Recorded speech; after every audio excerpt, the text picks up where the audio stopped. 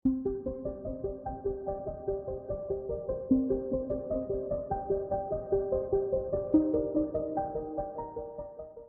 sayang daripada kita dilanda kegelapan. Nanti kalau sudah kita nggak bacakan Al-Quran, kita gelap ini semuanya.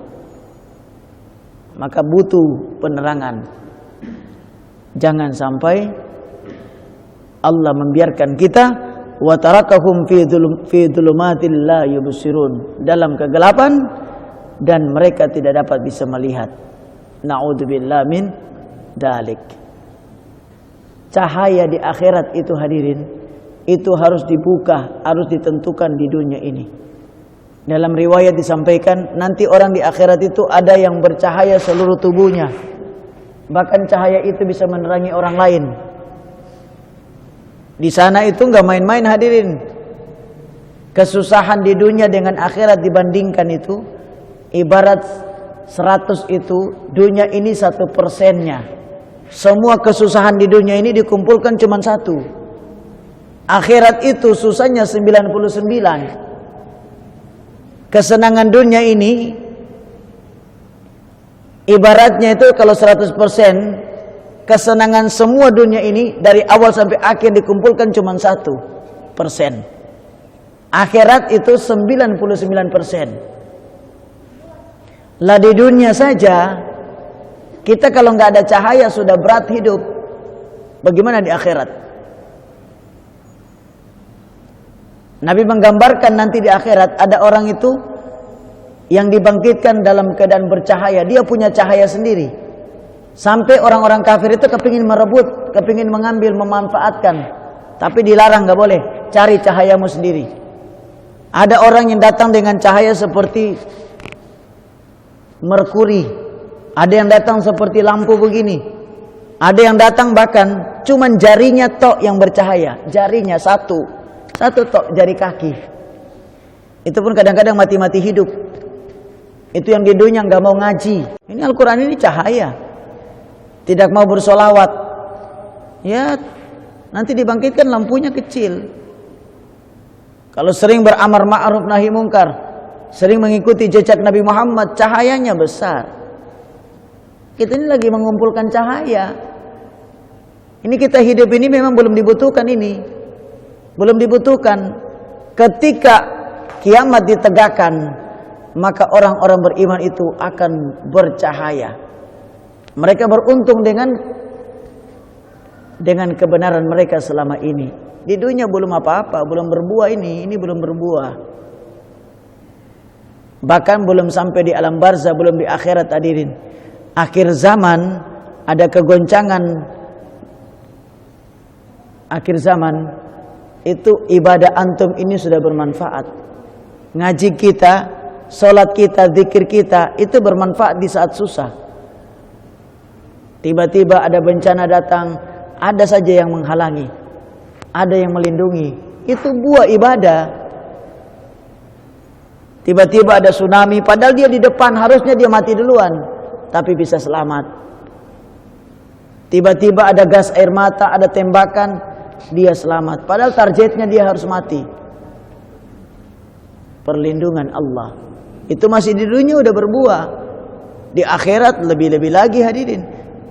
Makanya jangan pernah menyia-nyiakan satupun kesempatan untuk berbuat amal.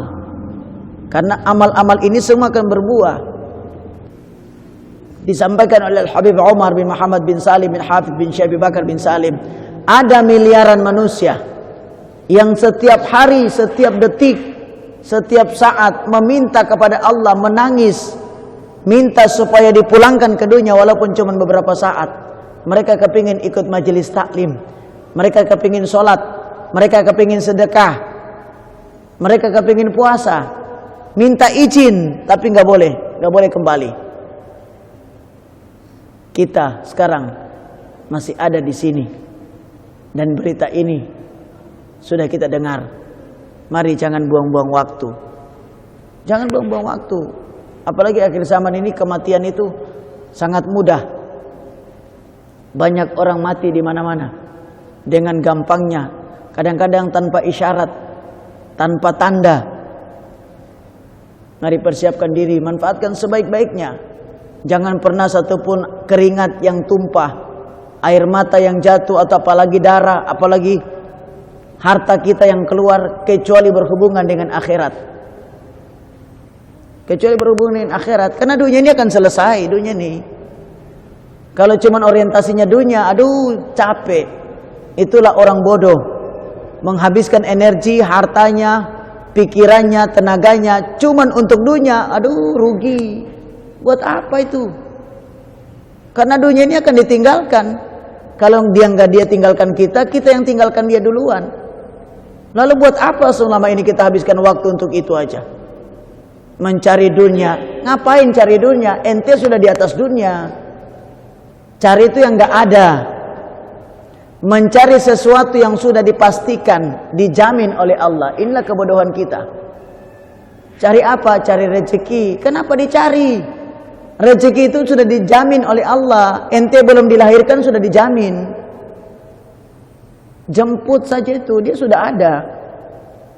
Mencari sesuatu yang sudah dijamin, kan bodoh. Sementara sesuatu yang belum dijamin, akhirat itu belum dijamin. Kita selamat atau tidak belum terjamin kita. Kenapa kita nggak cari itu? Ayo dipikir dengan cerdas. Ada hal yang lebih penting sebenarnya. Kita sia-siakan itu. Padahal banyak orang yang sudah berada di sana kepingin balik ke sini. Kita masih di sini, kita biasa-biasa saja, menyesal. Al-Habib Abdullah menyatakan itu. Aku tidak betul-betul menyesal ketika berbuat maksiat, tapi aku sangat menyesal mendalam ketika aku bisa berbuat baik. Ada kesempatan berbuat baik, tapi aku tidak lakukan. Itu menyesal. Karena kebaikan ini, amal ini bisa menutup keburukan. Amal ini bisa berbuah nanti di masa susah. Orang yang sering sholat, orang yang sering puasa, itu nanti dia akan menghadang setiap masalah kita, baik di dunia maupun di alam barzah.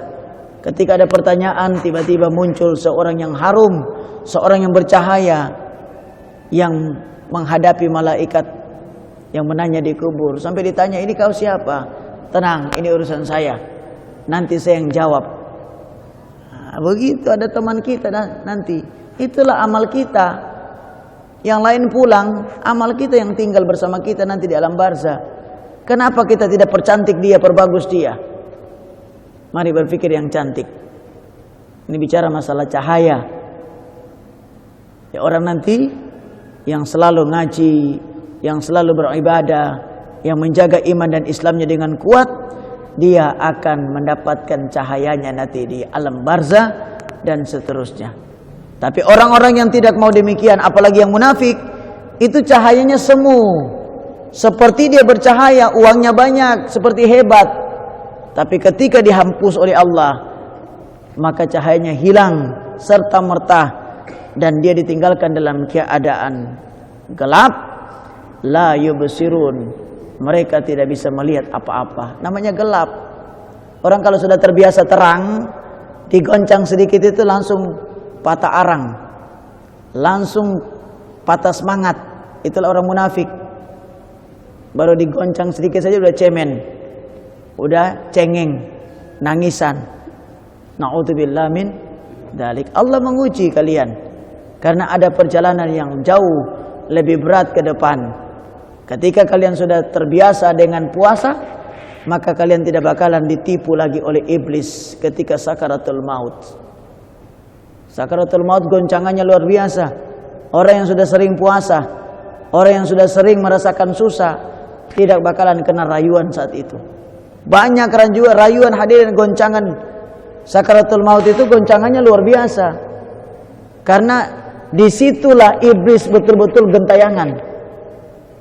Bukan setan-setan kecil saat itu, udah disuruh pinggir kalian. Ini urusan saya ini. Karena ini mau finish. Jangan dibiarkan ini meninggal dalam keadaan husnul khotimah. Maka datang berulang kali dengan berbagai macam tipuan.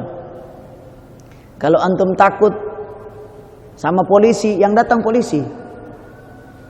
Antum takut sama KPK, yang datang KPK. Nah, itu godaan pertama tuh, yang mamanya takut sama macan, yang datang macan. Menggoda, hei fulan, ikut saya. Kalau kau kepingin selamat. Nah, takut, ikut sudah Pak Raden. Takut sama malampir, datang malampir. Makanya orang-orang yang beriman selamat. Karena kenapa? Takutnya udah habis. Dia tidak takut dengan peluru, tidak takut dengan preman. Takutnya itu sudah dijual habis kepada Allah.